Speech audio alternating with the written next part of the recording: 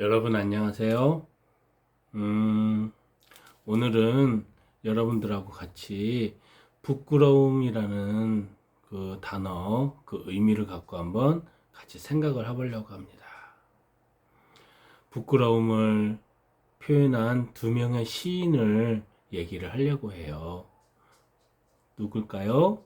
첫 번째 부끄러움 표현한 시인은 조선 후기에 살았던 김삿갓이라고 우리가 알려져 있는 그 인물입니다. 김삿갓. 두 번째, 또 부끄러움. 제가 가장 좋아하고 저의 마음을 콩닥콩닥하게 뛰고 언제나 많은 생각을 하게 하고 지금도 책장 속에서 꺼내서 시를 읽게 만들고 있는 우리 윤동주 시인. 1945년에 아쉽게도 광복을 몇 달 앞두고 돌아가셨죠. 그분 윤동주 시인의 부끄러움이라는 우리 그 두 시인의 부끄러움에 대해서 한번 생각을 해보려고 합니다. 부끄러운 여러분은 살면서 어떤 경우에 부끄러운 순간이 있었나요? 우선 부끄러움이라는 건 어떻게 표현할 수가 있을까요? 부끄러움은 형용사죠. 우리 영어에서 형용사를 어떻게 표현할까요? 예, 맞아요. 명사, 이름을 나타내는 그런 명사를 꾸며주는 말, 그걸 우린 형용사라고 얘기를 한답니다. 형용할 수 없이 아름답다 이렇게 얘기하는 것처럼 명사를 좀 더 부연 설명해 주기도 하고 그렇게 꾸며주기도 하고 아름답게 만들어주기도 하는 그런 단어를 우리 형용사라 그래요. 예를 들어볼까요? 제가 좋아하는 버거킹 햄버거 있죠. 버거킹이 있습니다. 버거킹은 뭘까요? 예, 맞아요. 이름을 나타내는 명사랍니다. 그 버거킹을 꾸며주는 단어가 어떤 것이 있을까요? 맛있는 버거킹, 재미있는 버거킹, 갈색의 버거킹, 웃긴 버거킹. 앞에서 형용사가 전치 앞에 위치하고 있는 형용사가 됐네요. 그럼 뒤에서는요. 버거킹은 맛있다. 버거킹은 아름답다. 버거킹은 예쁘다. 버거킹은 웃기다. 뒤에서도 이렇게 꾸며줄 수가 있죠. 후치 형용사라고 얘기한답니다. 사람한테도 해줄 수가 있죠. 제 영어 이름은 제임스입니다. 어떤 제임스요? 잘생긴 제임스, 멋진 제임스, 매력적인 제임스, 웃긴 제임스, 여러 가지가 있을 수 있겠죠? 그럼 뒤에서요. 제임스는 잘생겼다. 제임스는 매력적이다. 제임스는 너무너무 사랑스럽다. 다 이런 거 우리는 형용사라고 얘기한답니다. 그래서 우리는 부끄러운이라는 단어가 바로 형용사가 돼요. 영어로는 그러면 어떤 단어가 있을까요? 한국말로는 부끄러운이라고 그냥 표현할 수 있는데 영어로는요 두 가지가 다르게 쓰인답니다. 첫 번째, shy라고 있습니다. shy, S-H-Y. shy가 어떤 뜻일까요? 부끄러운 뜻이에요. 어떻게 부끄러운 거예요? 다른 사람들의 시선 때문에, 외부의 시선 때문에 부끄러운 경우예요. 창피해. 부끄러워. 나만 봐. 몰라. 자기 몰라. 부끄러운 거죠. 부끄러워. 난 네가 너무 좋은데 앞에 설 수가 없어. 어떻게 부끄러워? 부끄러운 거죠. 자, 두 번째로 말하는 부끄러운 건 어떤 것이 있을까요? shame. 나의 내면의 그런 마음 때문에 부끄러운 것입니다. 우리는 지금 두 번째 이 ashame이라는 단어에 대해서 한번 생각을 해보려고 그래요. 어떤 경우에 그렇게 내면의 부끄러움 때문에 시인이 그렇게 시에다가 적었는지 아니면 왜 시인의 길을 걷게 만들었는지. 자, 첫 번째 우리가 지금 김삿갓이라고 알고 있는 사람은 김병연이라는 실제 인물입니다. 제 고향인 경기도 양주에서 태어났어요. 할아버지가 안동 김씨였습니다. 1800년대 초에 안동 김씨 어마무시하죠? 예. 하늘에 나는 새도 떨어뜨린다는 그 안동 김씨였습니다. 그런데 그 안동 김씨 중에서도요. 나는 다른 안동 김씨하고 틀려. 나는 더욱더 파워풀한 안동 김씨야. 그래서 분파를 했습니다. 그래서 장동이라는 동네가 있는데 서울에 지금의 효자동 그 밑에 두 군데 동네를 얘기해서 우리는 장동이라고 얘기합니다. 그래서 분파를 해서 장동 김씨라고 얘기를 한답니다. 정말로 그 당시 왕의 임금 순조 임금의 장인이 되기도 했고요. 어마어마하게 큰 세력가였답니다. 그 세력가 집안인 김삿갓입니다. 그러면 완전히 우리 요즘 말로 말하는 금수저 중에서도 금수저겠죠. 그런데 왜 그런 김삿갓이 그렇게 방랑의 길을 걷고 삿갓을 쓰게 되고 그렇게 됐을까요? 그 당시에 지금 방금 전에 얘기했다시피 세도 정치라 그러죠. 장동김 씨, 안동김 씨 때문에 우리나라 경제, 정치 모든 문제들이 다 수탈을 당하고 일반인들은 너무 먹고 살기 힘들어지고 탐관오리들한테 탄압을 당하고 그런 시대였답니다. 그런데 북쪽에서 지금 북한 지역에서 홍경래라는 사람이 난을 일으켰습니다. 난도 그냥 일으킨 게 아니라요. 10년 동안에 치밀하게 준비를 해가지고 난을 일으켰어요. 그런데 보통 역적, 난이라고 하면은 그냥 마음에 안 드는 사람들이 지배계층에 반해가지고 난을 일으키기 마련인데 홍경래의 난은 틀렸습니다. 홍경래의 난은 난이 일어나자마자 전 국민이 홍경래한테 합세를 하기 시작했어요. 그러면서 백성들, 농민들, 그런 민초들이라 그러죠. 그런 사람들이 다 홍경래 편에 붙어가지고 안동희 씨 몰아내자, 장동김 씨 몰아내자, 왕을 몰아내자 라고 얘기하면서 그렇게 난을 일으켰답니다. 그게 바로 홍경래의 난인데 그 규모가 어마어마하게 컸답니다. 그런데 그 당시에 김삿갓의 할아버지는 김병연의 할아버지, 김삿갓 김병연 똑같은 인물이죠.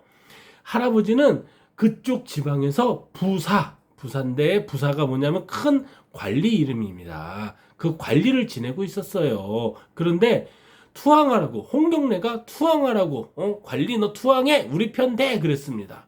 홍경래래 김병연의 할아버지는 너무너무 겁을 먹고 어떡하지 관리가 역적이 되면은 일반인들 평민들이 역적이 되는 거하고는 차원이 달랐습니다. 그 사람들은 그냥 뭐 심하면은 참수형, 목 잘리는 그런 형이죠. 그걸로 그칠 수가 있었는데 관리가 역적에 가담을 하면은 1족은 물론이고 우리 3족, 6족, 9족 그렇게 얘기를 하죠. 그거를 멸문을 했답니다. 그래서 김병연의 할아버지는 계속 망설였어요. 그렇지만 그 밑에 있는 자기 부하들이 다 그 난에 가담을 했답니다. 그래서 어쩔 수 없이 김병연의 할아버지도 홍경래의 난에 같이 합세를 하게 됐어요. 근데 홍경래의 난이 끝끝내 성공을 했을까요? 실패를 했을까요? 실패를 했죠. 난이 진압이 되고 김병연의 할아버지는 잡혀가지고 능지처참이라는 아주 끔찍한 형벌을 받게 되었답니다. 그렇게 되면은 관리가 역적에 가담하면 어떻게 된다 그랬죠? 온 집안이 다 멸문을 당한다 그랬죠. 경기도 양주에 살고 있었던 김병연의 어머니는 그 소식을 듣자마자 김병연하고 그 다음에 그 동생들 그 다음에 모든 가족들을 다 데리고 몰래 도망을 칩니다. 어디로 도망을 칠까요? 강원도 영월이라는 데로 도망을 칩니다. 거기서 김병연이 21세가 될 때까지 거기서 몰래 숨어 살고 있습니다. 김병연은 굉장히 똑똑했어요. 그리고 천재라는 소리도 들을 만큼 학문도 그 높이가 굉장히 컸답니다. 그래서 젊었을 적에 즉 10대 후반 때에는 서당에서 훈장까지 하면서 학생들을 가르치기도 했답니다. 우리는 그런 양반들을 잔반이라고 얘기를 합니다. 몰락한 양반이라는 뜻이죠. 영월로 숨어 들어가지고 목숨은 겨우겨우 부지하고 있지만 김병연한테는 엄마가 그 할아버지에 대한 얘기는 숨길 수밖에 없었답니다. 김병연이 그래서 이제 서당에서 훈장을 계속 하다가 학부모님들이 난리 부리는 거 왜요? 감히 몰락한 양반이 내 말을 그렇게 잘 안 들어? 내 말 좀 잘 들어? 그러면서 갑질을 했던 거죠. 엄마들이. 갑질을 하니까 김병현이 나 이대로는 안 되겠다. 나도 과거 시험을 봐야 되겠다라고 생각을 하게 됩니다. 그래서 김병현이 과거 시험을 보러 출발을 합니다. 과거 시험장에 딱 등장을 해가지고 시를 딱 써가지고 그러려고 그랬더니 시제가 뭐였냐? 시 제목이 뭐였냐면은 홍경래란에 참가했었던 김삿갓의 할아버지. 그게 시제였습니다. 김병현은 어땠을까요? 자기 할아버지가 누군지도 몰랐죠? 그 사람이 할아버지인지 몰랐죠? 그래서 그 할아버지는 한 번이 아니라 2번 죽어 마땅하다라고 아주 신랄하게 비판하는 시를 너무너무 명필로 너무너무 멋있는 문장으로 쓰게 됩니다. 임금이 딱 그걸 받아보고 와, 명필 중에서도 그런 명필이 없거든요. 여기서 명필은 글씨체가 아름답다는 게 아니라 그 글 내용이 너무너무 훌륭하다는 겁니다. 자기 할아버지를 몰랐지만 비판한 글을 올린 김삿갓은 장원급제를 하게 됩니다. 장원급제하고 어머니한테 가지고 어머니 드디어 난 이제 학부모들의 갑질에서 벗어나서 장원급제를 했습니다 라고 얘기를 했더니 어머니가 시제가 뭐였니? 그랬더니 시제를 얘기했더니 어머니가 펑펑 우시면서 얘야 사실은 그분이 너의 할아버지란다. 김삿갓은 마음이 어땠을까요? 너무너무 부끄러웠습니다. 내가 내 할아버지를 팔아서 이렇게 입신양명을 하려고 그랬구나. 너무너무 부끄러웠습니다. 그래서 하늘을 도저히 자기는 쳐다볼 수 없다라는 뜻으로 삿갓은 이렇게 삼각형으로 되어 있는 모자입니다. 그 모자 원뿔처럼 생긴 거죠. 이렇게 생긴 거 요거를 딱 쓰고 그때부터 강원도 영월을 떠나서 방랑의 길을 가게 되는 겁니다. 부끄러운 시인 바로 김병현 김삿갓이었습니다. 죄송합니다. 너무 흥분했더니 목이 메었네요. 김병현은 언어 유희, 특히 파자라 그러죠. 지금 말로 말하면은 아재 개그 같은 분입니다. 아재 개그를 굉장히 잘한 그런 해학과 그런 걸로 위트가 가득 차 있었던 분이었습니다. 제가 김삿갓의 시를 한번 하나를 소개해 드릴게요. 어느 산골 지역을 지나가다가 어느 노파가 혼자 살고 있는 집에 가가지고 똑똑똑 하룻밤 좀 묵어갈 수 있을까요? 라고 부탁을 합니다. 그 할머니는 들어오라 그런 다음에 여기 먹을 게 없네요 라면서 자기 얘기를 하면서 남편은 떠나갔고 자기를 버렸고 자식들도 다 떠나갔고 여기서 살고 있는데 천장에는 거미줄이 치워져 있고 국수를 한 그릇 말아왔는데 그 국수를 먹으면서 그러면서 이웃집에서 잔치를 했다 그러면서 갑자기 또 과일을 갖다 주고 뭐 이런 내용입니다. 이런 내용인데 자, 이 김삿갓이 그 상황을 어떻게 했는지 제가 한번 설명을 해 드릴게요.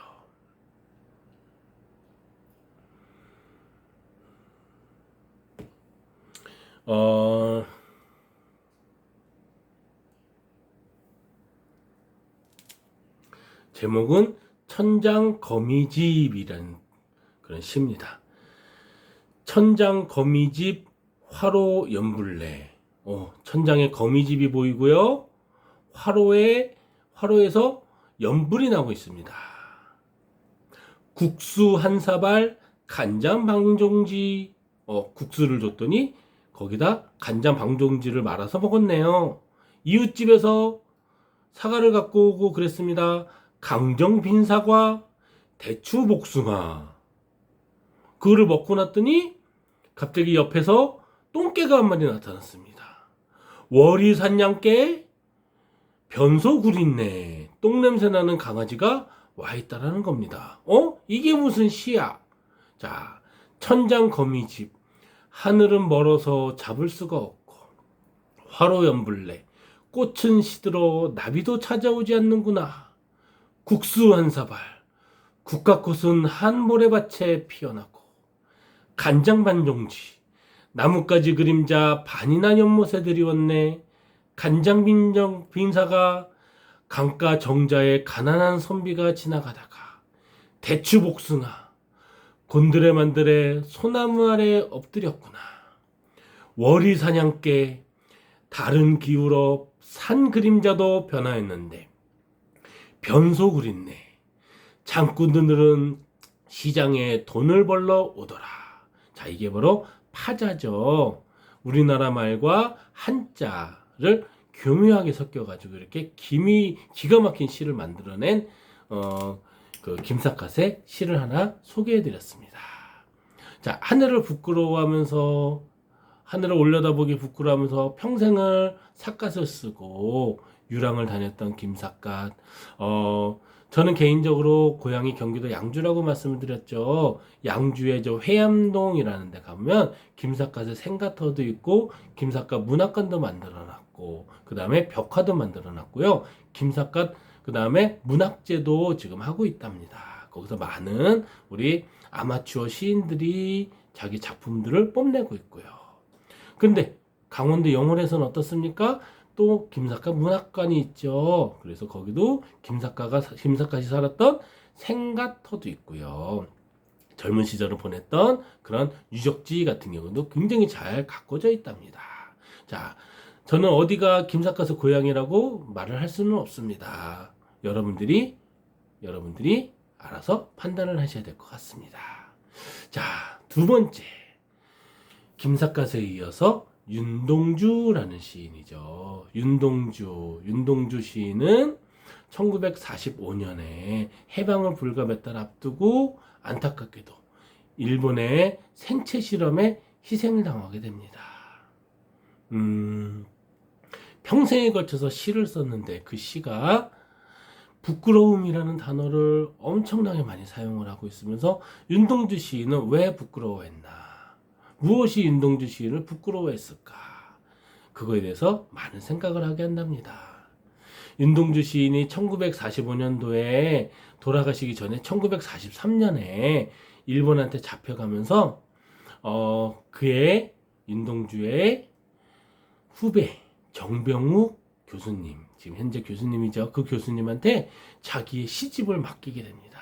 자기의 시집을 맡기면서 자기는 이거를 원고를 펴내고 싶었지만 이거를 일본의 그 간섭 때문에 펴낼 수가 없습니다. 이거를 몰래 좀 출간해 주세요 라고 얘기를 합니다. 그런데 아쉽게도 정병욱 교수님도 같이 학도병으로 끌려가게 됩니다. 그래서 어머니한테 이것을 부탁을 하게 됩니다.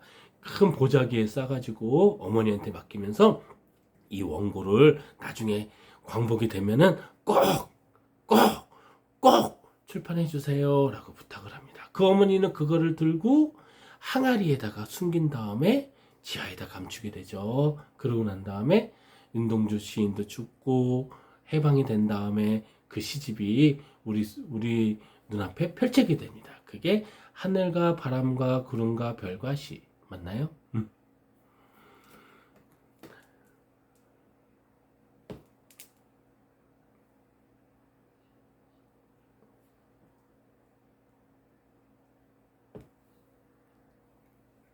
하늘과 바람과 별과 시, 구름이 빠져야 되죠. 그 시집이 드디어 세상에 빛을 보게 됩니다. 그러면서 우리가 지금 알고 있는 수많은 아름다운 시들이 우리 곁으로 찾아오게 된 건 말입니다. 윤동주 시인은 서시, 거기서도 부끄러움에 대해서 얘기를 하고 있죠. 참회록, 그 시에서도 부끄러움에 대해서 얘기를 하고 있죠. 쉽게 쓰여진 시, 거기서도 부끄러움에 대해서 이야기를 하고 있습니다. 가슴 아프죠? 윤동주 시인, 그 맑은 영혼의 윤동주 시인은 무엇이 그렇게 부끄러웠을까요? 자, 여러분도 그 시집을 다시 한번 보면서 꼭 한번 생각을 해봤으면 좋겠습니다.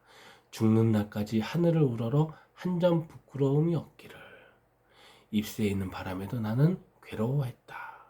그 시인의 마음이 느껴지나요? 세상은 살기 힘들다는데 이렇게 시가 쉽게 쓰여진다는 것은 가슴 아픈 일이다. 시가 쉽게 쓰여지는데 왜 가슴이 아플까요? 우물 속에 나의 모습이 비춰진다. 그 모습은 어떤 모습일까요? 윤동주 시인의 시를 다시 한번 묵상을 해보면서 우리 부끄러움에 대해서 한번 생각을 해보는 시간이 됐으면 좋겠습니다. 춘추 전국시대 중국의 학자 맹자, 너무너무 유명하신 분이죠. 공자와 맹자 할 때 맹자가 그분입니다. 그 맹자는 네 가지의 사람한테는 짐승과 구별될 수 있는 네 가지의 그런 본성이 있다라고 얘기를 합니다. 그 네 가지의 마음 때문에 우리는 짐승하고 구별될 수 있고 그 네 가지의 마음이 없으면 그 사람은 사람이 아니다. 즉 짐승이다 라고 얘기를 합니다. 자, 그 중에서 뭐가 있을까요? 수오지심이라고 있습니다. 부끄러움. 부끄러움을 모르는 사람은 짐승이다. 자, 맹자가 오늘날 시대의 우리 모습을 한번 보게 됩니다. 윤동주 시인을 보게 됩니다. 맹자가 윤동주 시인을 보고 김삿갓을 보게 됩니다. 맹자의 시선에서 부끄러움을 아니까 사람일까요? 그분들과 같은 마음을 우리는 가졌지 못했기 때문에 아니면 우리는 짐승일까요? 한번 생각해 볼 수 있겠죠? shame, 내 내면에서 오는 그런 부끄러움이랍니다. 한번 여러분도 오늘 윤동주 시인의 하늘과 바람과 별과 시, 특히 별 해는 밤, 서시, 참외로 너무너무 주옥 같은 시들 많죠? 그런 시들을 한번 보면서 다시 한번 우리 부끄러움에 대해서 한번 생각해 볼 수 있는 시간이 되었으면 좋겠습니다. 감사합니다.